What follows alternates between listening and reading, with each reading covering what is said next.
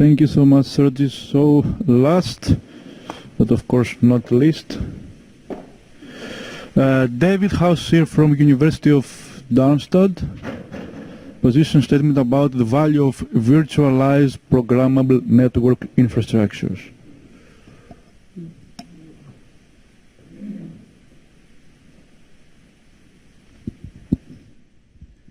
Okay, thank you, Makis and Mike, for the opportunity to share a few thoughts with you today,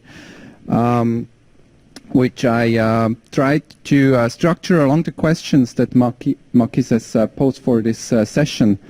So what is the use case or application virtualization highlighted in our research? We're looking at the network infrastructure, like my previous speaker, and so I'll skip part of it because you have already heard about the network. So basically two concepts we're building upon: the virtualization, which determines the splitting of physical network equipment, which allows for isolation of the different network slices, as just pointed out in the previous presentation.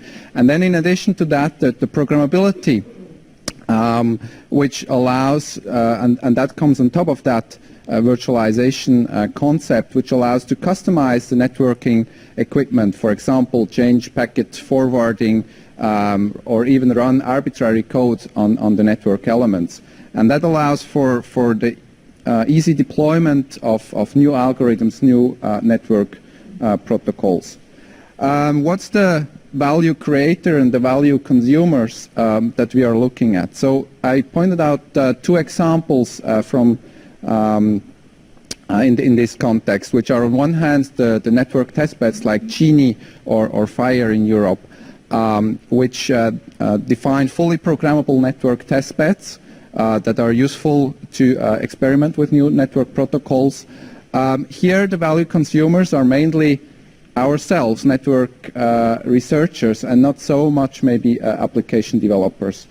A somewhat different approach is the OpenFlow approach developed at Stanford, which limits the network programmability to the flow-based routing concept, which allows for software-defined treatment of individual flows. And the idea here is to harness the power of the open source community, similar to Linux brought to the operating system world. OpenFlow also allows for simplification of central management, and the consumers here are mainly data centers, where even small cost reductions can lead to a large benefit because of the large number of devices. Now, what are the key technology features? I mentioned that already. Programmability on one hand, so no limitation in terms of new applications possible, supporting a lot of new features that currently may not be feasible. And on the other hand, the separation of traffic, which can be beneficial for security purposes, and so on. But important to mention here is that this always comes at a cost. And that leads me to the expected challenges that could hinder the value creation. So programmability always comes at a performance cost, especially if you allow for a full programmability. OpenFlow limits that programmability, but on the other hand doesn't allow for a full range of application support. For example, decisions on how to route the flows cannot be based on flow states. Also, there is currently no killer application on the horizon that truly needs those new features. So, for example, many people say, okay, you have in future high bandwidth applications, but so far we have been doing very well with just throwing more bandwidth at them. However, there is a deadlock here because new killer applications cannot be tested without the supporting infrastructure, and the supporting infrastructure cannot be motivated if there is no killer applications available. So network providers have a lack of incentives for adopting such a new architecture because they bear most of the risk of implementing the changes, but they only may get a small revenue from doing so. And at the same time, they are doing very well with the status quo because they don't bear the risk of security breaches and so on. And also, we see coordination problems among providers, which may lead to single domain islands, as we have seen in the past, for example, with IP multicast and many other approaches. Which leads me to the last slide. So what revenue scenarios can be foreseen in order to make this successful? I think infrastructure can only be successful if it's adopted and used by a wide community of users. And in order to get there, we need to make the infrastructure very compelling and accessible and open for the users, such that users get excited to connect to this new infrastructure. And here I mean not only the researchers, but also the application developers and the crazy minds out there that are willing to come up with new applications. The network needs to be user-definable, meaning it should provide a simple language that enables also inexperienced users to quickly set up new applications. And definitely there is a need for multi-provider support. We need to preserve the distributed network environment with respective ownership and boundaries, as mentioned also in my previous presentation. So, for example, end-to-end quality of service, SLA verification, billing, accounting, as mentioned before, needs to be supported. And one idea here, which is currently looked at in the ethics project, could be to deal with these issues via federations.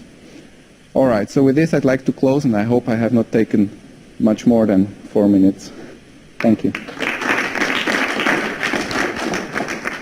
So thank you, David. We don't have much time, so just 1 or 2 questions maybe for the position statements. Sorry. Yep.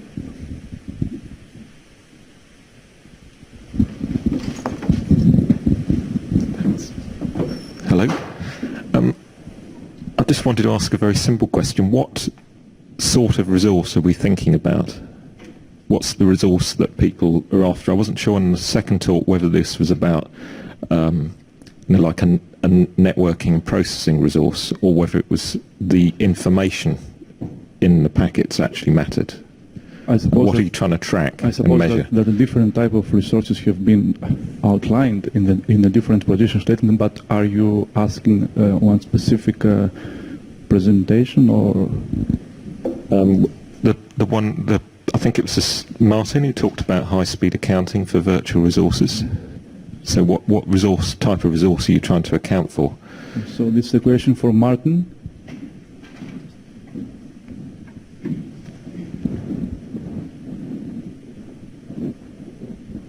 So in this scenario I was outlining, I was speaking about data center, which probably has a virtual infrastructure deployed for customers. This may be storage services or a virtual machine set up and so on. And then the accounting itself is probably dependent on either service, but it could also be service independent. The problem remains the same. Or my point that I wanted to make remains the same, irrespective of whether you just account for traffic and data packets that have been moved forward through the infrastructure, or whether it's service-specific accounting, where you might also want to have very service-specific accountable units of how many CPU seconds in a virtual machine was used, for example. So the accounting itself might be both. Can be service-dependent, and then very specific accountable units come into play, or it could be service-independent, where you rather speak about the actual network traffic that has been caused. Does that answer? Yeah. Okay. Any additional question? No time. So you can contact offline, the presenters to get some more comments and also some more.